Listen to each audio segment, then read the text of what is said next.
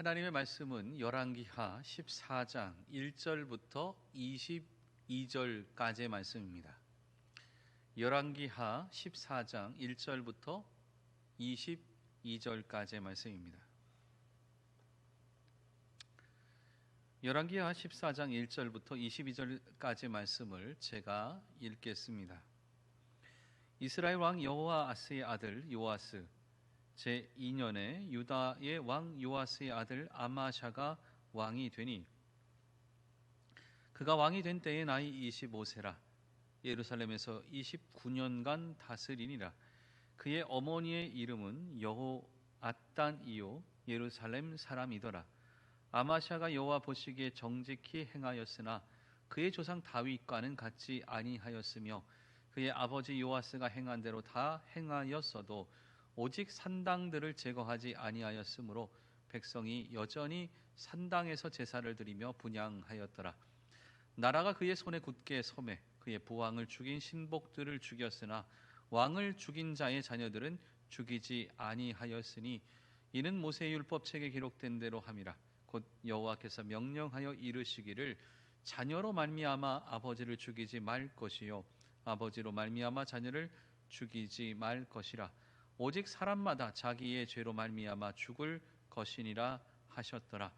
아마샤가 소금 골짜기에서 에돔 사람 10,000명을 죽이고 또 전쟁을 하여 셀라를 취하고 이름을 욕드엘이라 하였더니 오늘까지 그러하니라. 아마샤가 예후의 손자 여호와아스의 아들 이스라엘의 왕 요아스에게 사자를 보내 이르되 오라 우리가 서로 대면하자 한지라.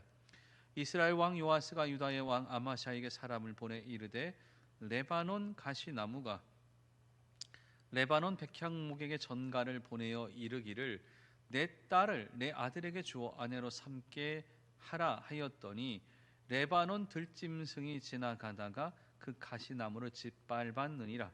내가 에돔을 쳐서 파하였으므로 마음이 교만하였으니 스스로 영광을 삼아 왕궁에나 내 집으로 돌아가라. 어찌하여 화를 자취하여 너와 유다가 함께 망하고자 하느냐 하나 아마샤가 듣지 아니하므로 이스라엘의 왕 요아스가 올라와서 그와 유다의 왕 아마샤가 유다의 벳세메스에서 대면하였더니 유다가 이스라엘 앞에서 패하며 각기 장막으로 도망한지라. 이스라엘 왕 요아스가 벳세메스에서 아하시아의 손자 요아스의 아들 유다 왕 아마샤를 사로잡고 예루살렘에 이르러 예루살렘 성벽을 에브라임 문에서부터 송모퉁이 문까지 400규빗을 헐고 또 여호와의 성전과 왕궁 곳간에 있는 금 은과 모든 기명을 탈취하고 또 사람을 볼모로 잡고서 사마리아로 돌아갔더라. 요아스의 남은 사족과 그의 업적과 또 유다의 왕 아마샤와 싸운 일은 이스라엘 왕 역대 지략에 기록되지 아니하였느냐. 요아스가 그의 조상들과 함께 잠에 이스라엘 왕들과 사마리아에 함께 장사되고 그의 아들 여로보암이 대신하여 왕이 되니라.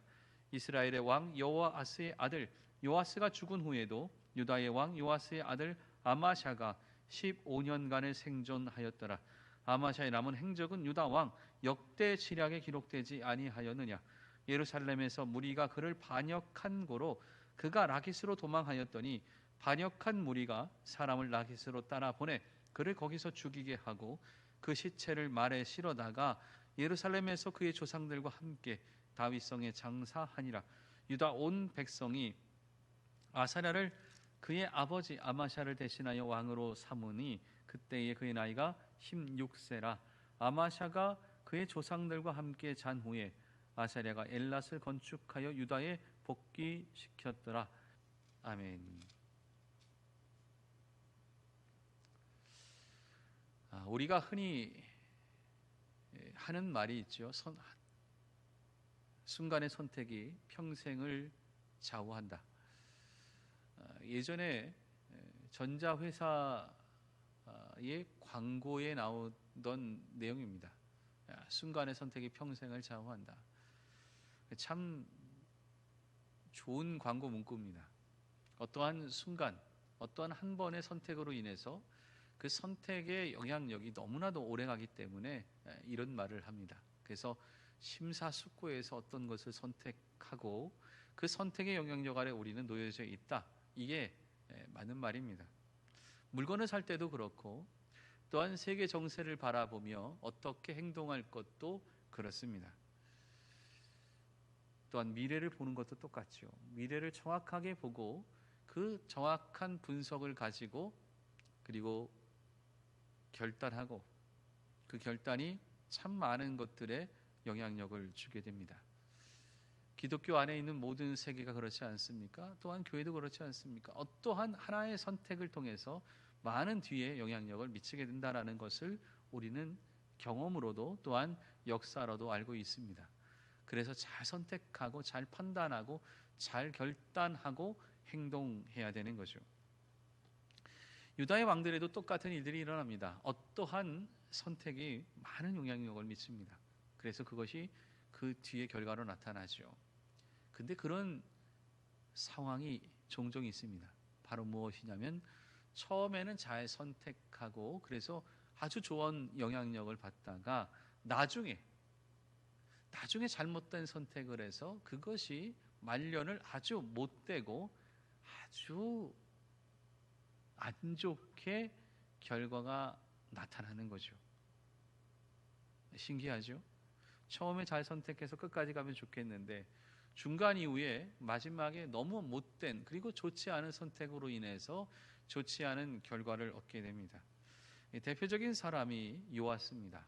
오늘 같이 나누는 사람이 아마샤인데 이 아마샤의 아버지입니다. 아버지. 요아스는 그동안에 이제 우리가 수요일날 몇 번 말씀을 나누었습니다만 아달랴가 이제 아합의 딸이죠. 아달랴가 자신의 아들이 죽자 손자들을 다 죽이고 왕권을 갖게 됩니다. 이때 살아남았던 사람이 요아스입니다.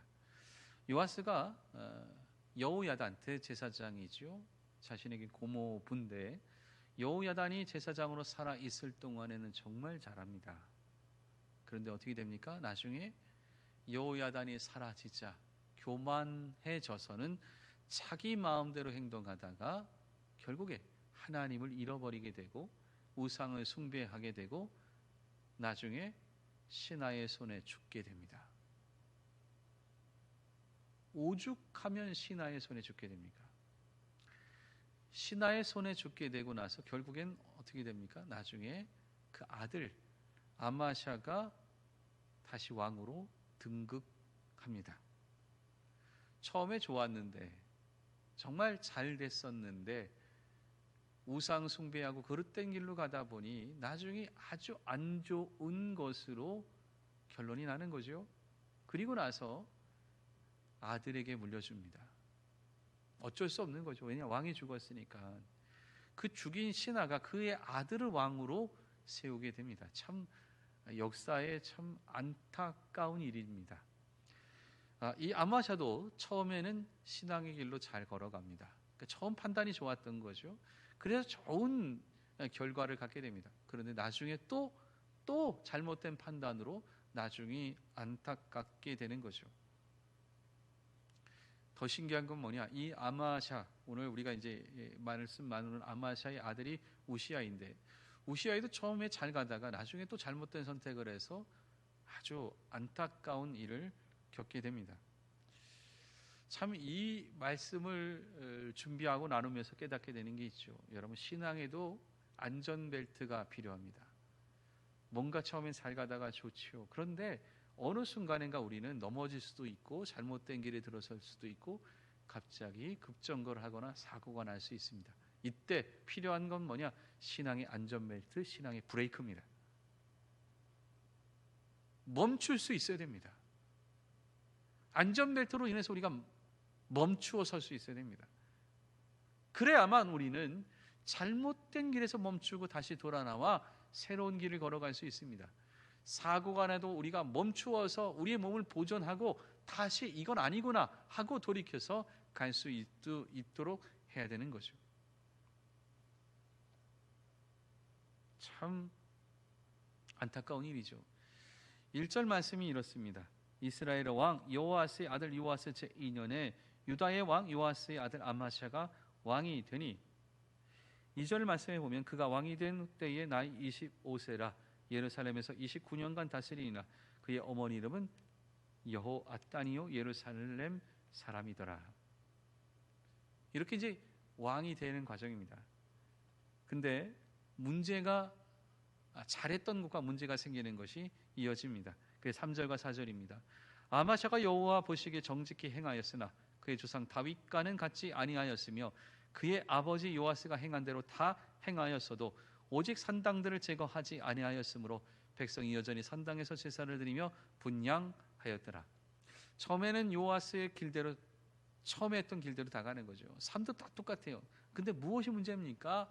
우상 숭배하는 길에서 돌이켜서 나오지 못했던 거죠. 결국 이 모든 일들이 문제가 됩니다. 5절과 6절의 말씀입니다. 나라가 그의 손에 굳게 섬에 그의 부왕을 죽인 신복들을 죽였으나 왕을 죽인 자의 자녀들은 죽이지 아니하였으니 이는 모세 율법책에 기록된 대로 함이라. 곧 여호와께서 명령하여 이르시기를 자녀로 말미암아 아버지를 죽이지 말 것이요 아버지로 말미암아 자녀를 죽이지 말 것이라.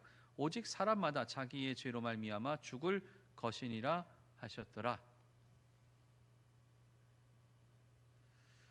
처음에는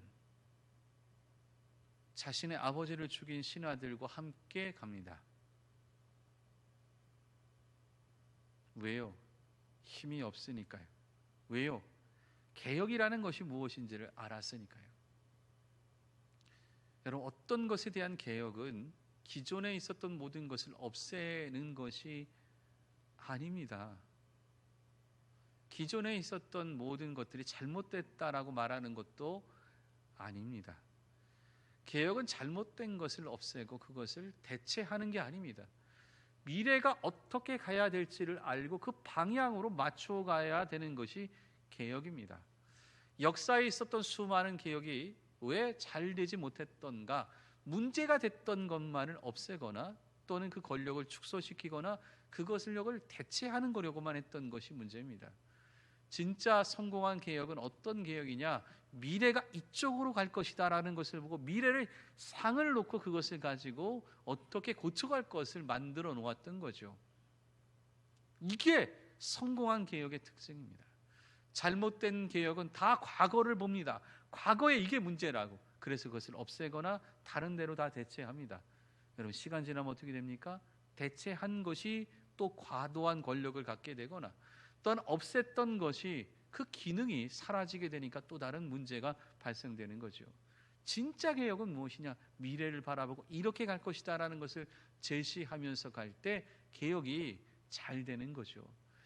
아까 읽었던 말씀 6절에 보면 하나님의 말씀대로 이렇게 고치겠다라고 말합니다. 아버지를 죽였던 신하들의 죄가 분명히 있으나 그 신하들의 죄는 그 죄뿐일 뿐, 하나님 말씀은 어떻게 합니까? 그 사람에게만 국한된다라고 말하며 자녀들에게는 절대 피해를 주면 안 된다라는 그 말씀을 지키면서 개혁을 하나씩 하나씩 만들어 갑니다. 말씀을 가지고 하나님이 이끄는 그 방향으로, 미래는 하나님의 말씀에 비추어서 그 길대로 가야 된다라는 것을 제시하고 그대로 하고 있는 거죠.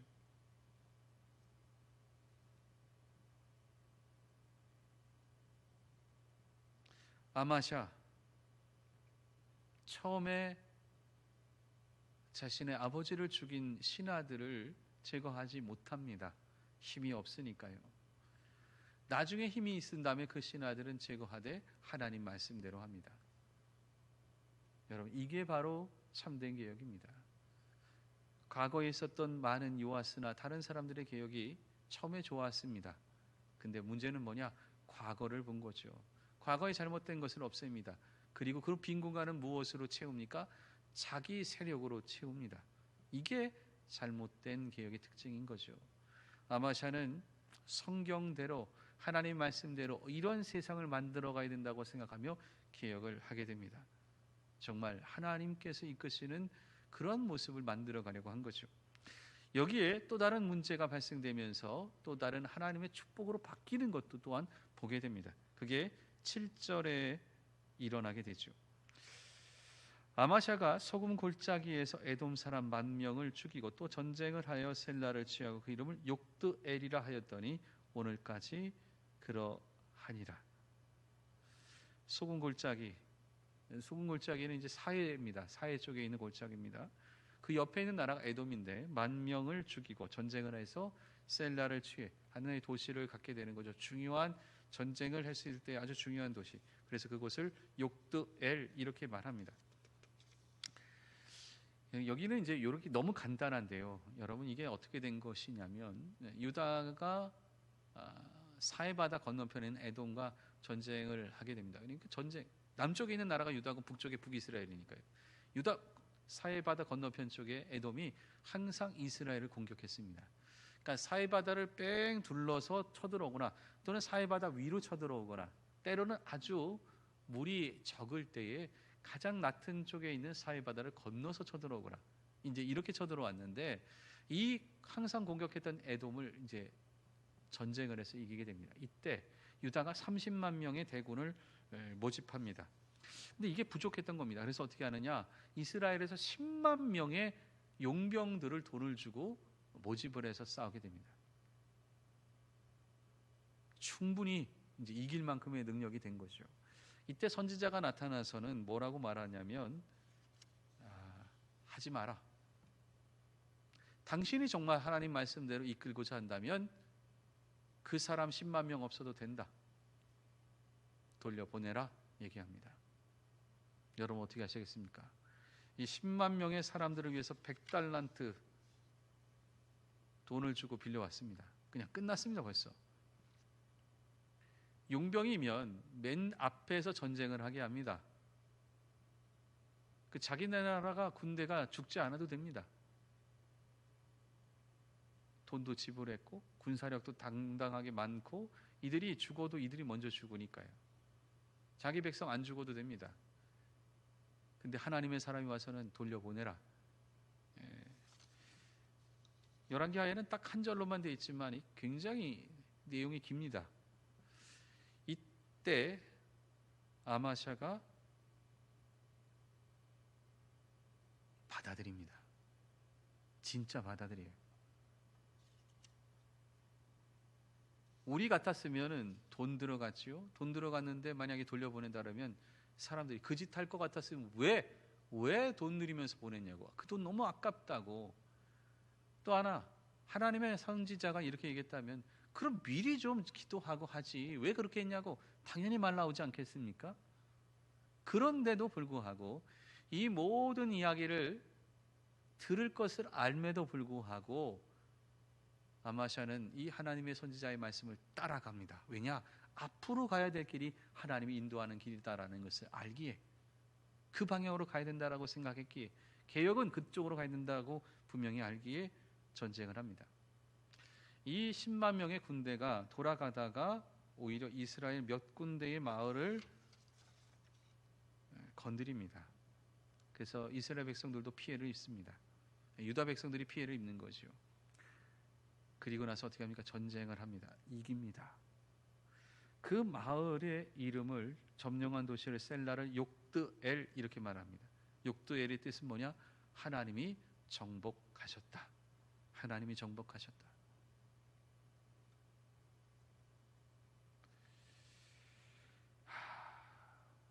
너무 귀한 거죠. 이렇게 고백할 때까지 아마샤는 귀했습니다.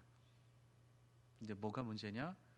이 욕드엘이라 해놓고선 에돔에 있는 수많은 전리품들을 다 가져갈 때 무엇을 가져가냐면 에돔의 신을 가지고 갑니다. 에돔의 신을.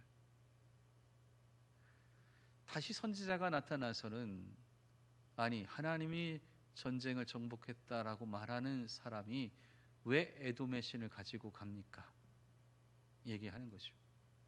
여러분 이 에돔의 신을 가지고 간 이유는 하나님이 이 신을 이겼다라고 우리 신이 더 대단하다고 그를 자랑하기 위해서 가지고 간 겁니다.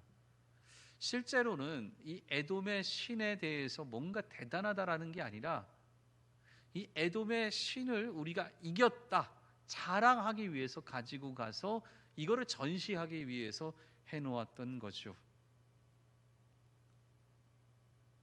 여러분, 이게 바로 문제입니다. 취임 초기에는 말씀을 따라가려고 했습니다. 심지어 개혁을 할 때에도 마음에는 저 아버지를 죽인 신하와 그 가족을 다 죽이고 싶었겠지만 하나님 말씀대로 움직여야 된다는 것을 가지고 끝까지 참고 그대로 행동했습니다. 그러자 하나님께서 도우시고 하나님이 역사하신 거죠. 여기까지 갔으면 끝까지 갔어야죠. 그런데 어떻게 합니까? 결국에는 잘못된 길을 그냥 끝까지 갑니다. 에돔의 신을 가서 자랑하고 내가 이렇게 했다는 것을 자랑하고 그리고 내가 더 등장하고 내가 더 중요해집니다. 무엇이 사라지느냐? 하나님이 사라집니다. 다윗의 대단한 점은 이겁니다. 다윗은 수많은 정복을 한 다음에도 고백한 것이 시편 73편 28절에 여호와를 가까이 하는 것이 내 복이다. 여호와를 가까이 하는 것이 내 복이다. 하나님을 가까이 하려는 마음으로 평생 살아갑니다. 이게 다윗의 대단한 점이죠. 게다가 이렇게 교만해지자 뭔가 나는 대단하다고 하나님이 내 편이다라고 오히려 오반방자한 태도의 행동을 하게 됩니다. 8절에 이렇게 나옵니다. 아마샤가 예후의 손자 여호아스의 아들 이스라엘 왕 요아스에게 사자를 보내 이르되 오라 우리가 서로 대면하자 한지라.